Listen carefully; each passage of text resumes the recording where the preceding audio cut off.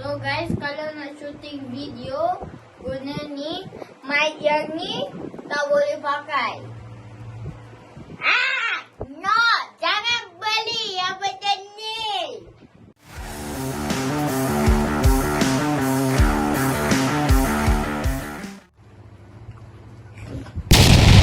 What's up guys? Welcome back to my channel Aish and Gita. And this shirt you can watch it up here. And yeah.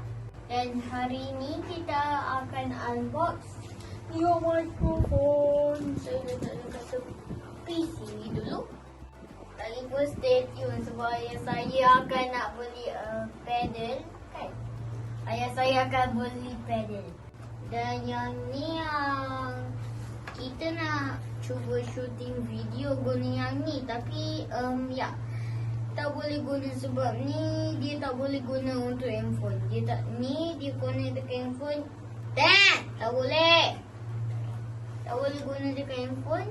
Jadi yang ni untuk sambungkan dekat tu, dekat sini.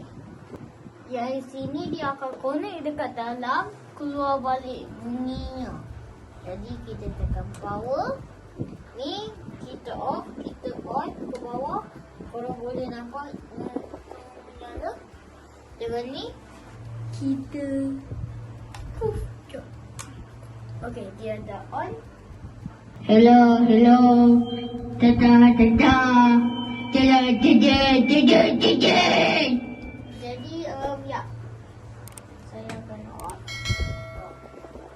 Kita boleh guna untuk dua ni. Tapi untuk guna handphone tak boleh, shooting tak boleh lah.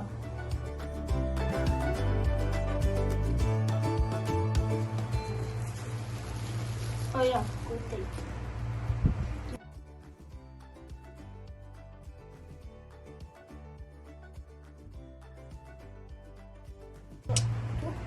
Okey.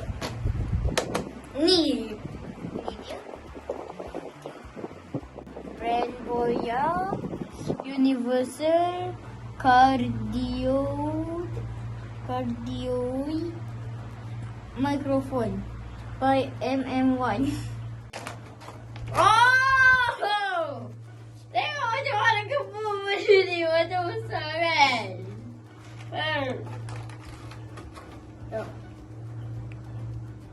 Ada mikrofon, ada satu, ada dua wire. Ya, ada dua wire dengan satu pemegang. Untuk yang dekat dalam tu dia macam suruh pegang tadi macam tu. Jadi yang sekejap. Dan ni lagi satu ni untuk bag, letak semua barang ni, nak letak bawa jalan-jalan. Harganya RM36 je di Shopee. Okey. Tu untuk sambungkan dekat mic. Okey, tu okey.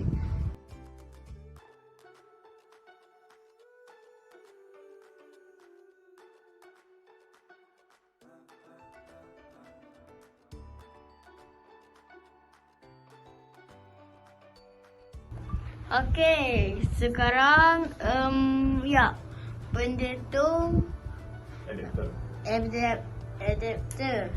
Tapi yang kalau guna dekat situ tak boleh. Tengok. Kalau tu dia jadi macam ni. Nampak? Korang boleh nampak tu? Mungkin adapter ni yang rosak. Ya, mungkin adapter ni yang rosak.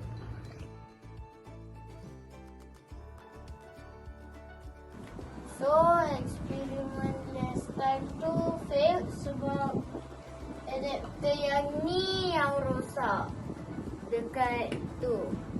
Ya, kali ni saya akan guna adapter baru. Wow, nampak? Tapi yang kali ni punya guys, dia ada yang ni dengan tempat charge. Siapa yang kena buka tak?